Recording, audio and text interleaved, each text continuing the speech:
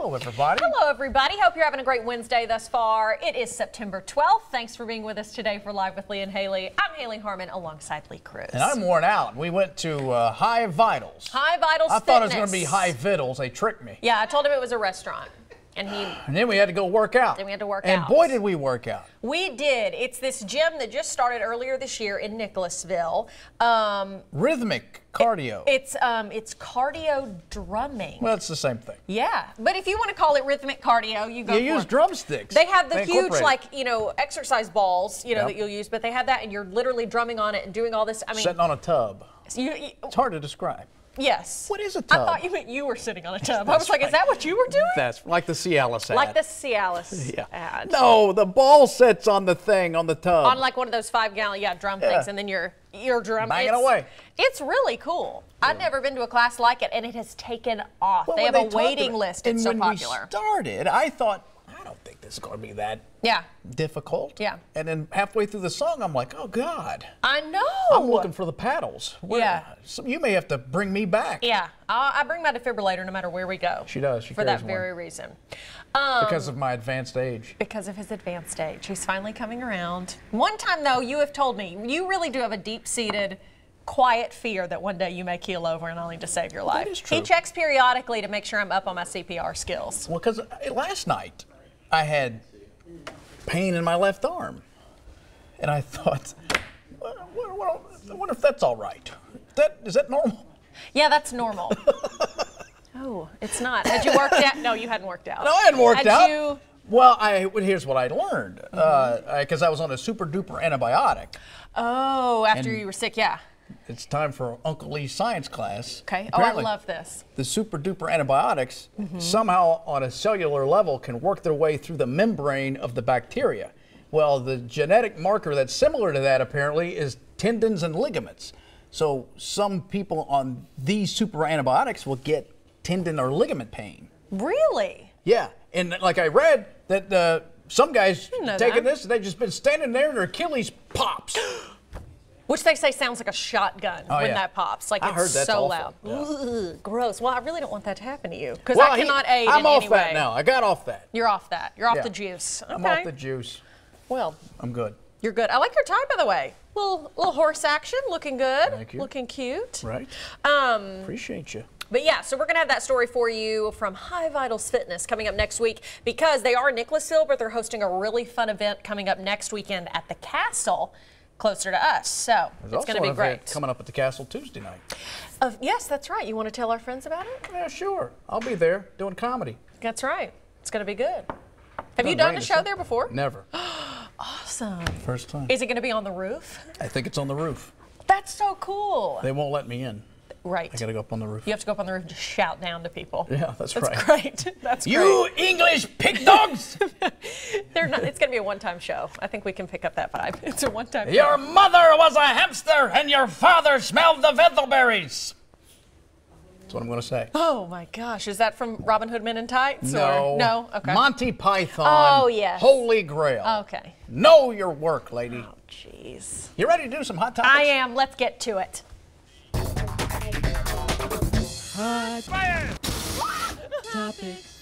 So an artist and her husband were forced to evacuate their home on North Carolina's Outer Banks. As you know, we're tracking Hurricane Florence.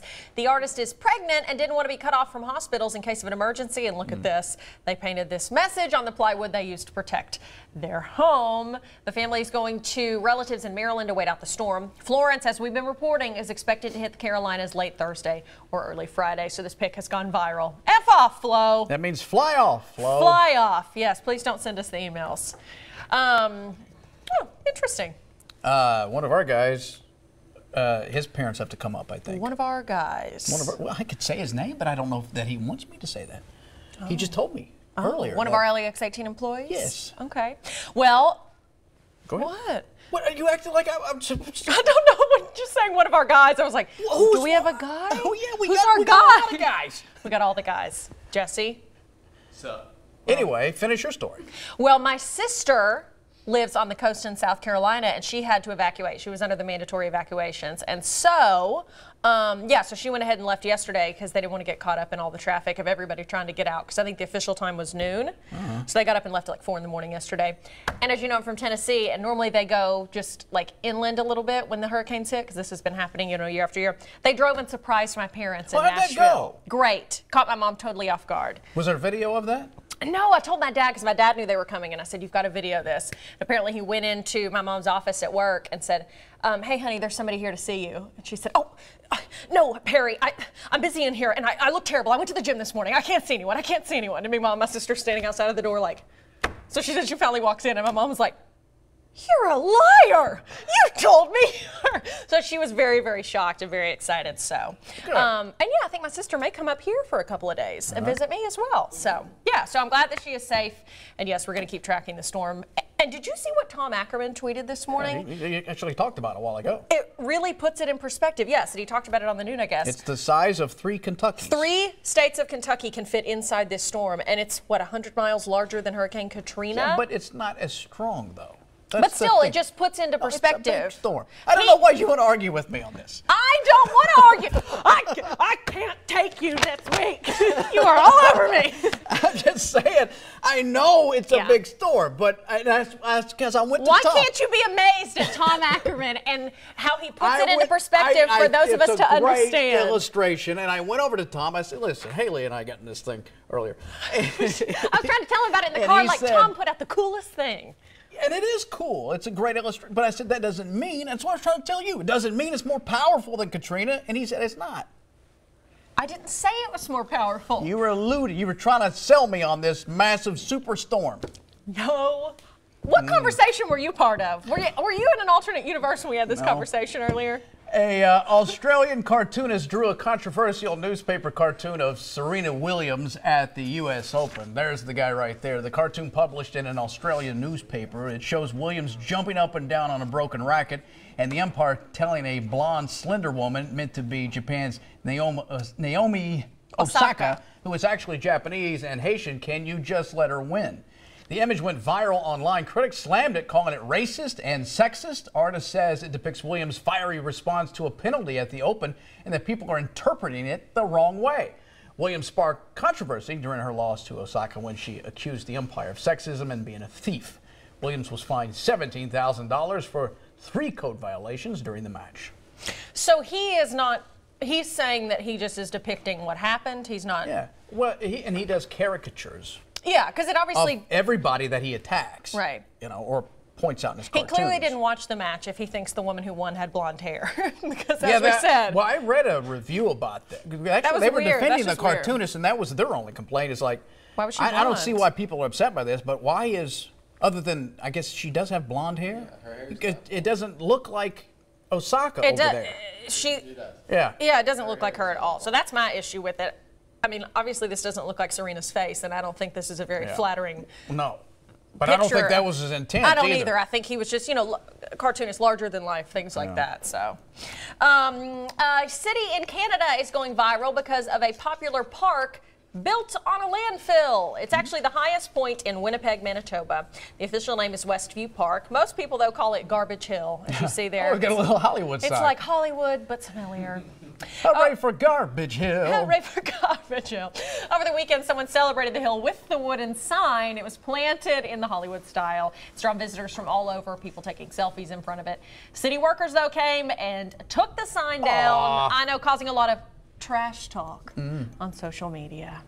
Oh, how did they find out that this was built? That actually makes it look better. It does.